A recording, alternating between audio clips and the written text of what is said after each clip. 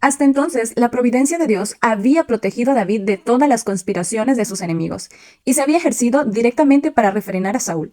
Pero la transgresión de David había cambiado su relación con Dios. En ninguna forma podía el Señor sancionar la iniquidad.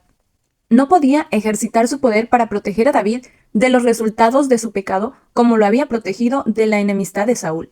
Se produjo un gran cambio en David mismo.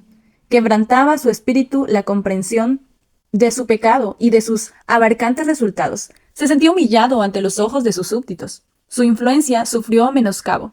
Hasta entonces su prosperidad se había atribuido a su obediencia concienzuda a los mandamientos del Señor. Pero ahora, sus súbditos, conociendo el pecado de él, podrían verse inducidos a pecar más libremente. En su propia casa se debilitó su autoridad y su derecho a que sus hijos lo respetaran y obedecieran. Cierto sentido de su culpabilidad lo hacía guardar silencio cuando debía condenar el pecado, y debilitaba su brazo para ejecutar justicia en su casa. Su mal ejemplo influyó en sus hijos, y Dios no quiso intervenir para evitar los resultados. Permitió que las cosas tomaran su curso natural, y así David fue castigado severamente.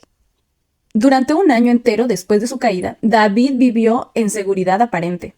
No había evidencia externa del desagrado de Dios, pero la sentencia divina pendía sobre él. Rápida y seguramente se aproximaba el día del juicio y del castigo, que ningún arrepentimiento podía evitar, es decir, la agonía y la vergüenza que ensombrecía toda su vida terrenal. Los que, señalando el ejemplo de David, tratan de minorar la culpa de sus propios pecados, deben aprender de las lecciones del relato bíblico que el camino de la transgresión es duro.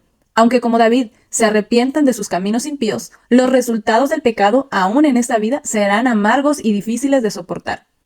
Dios quiso que la historia de la caída de David sirva como una advertencia de que aún aquellos a quienes Él ha bendecido y favorecido grandemente no han de sentirse seguros, ni tampoco descuidar el velar y orar. Así ha resultado para los que con humildad han procurado aprender lo que Dios quiso enseñar con esta lección. De generación en generación, miles han sido así inducidos a darse cuenta de su propio peligro frente al poder tentador del enemigo común.